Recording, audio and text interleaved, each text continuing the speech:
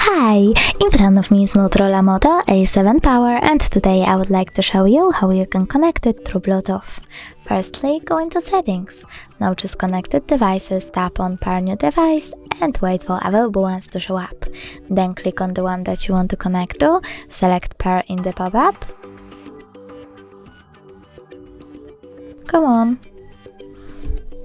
Like that. And wait for it to accept your connection request. As you can see, my devices were successfully connected.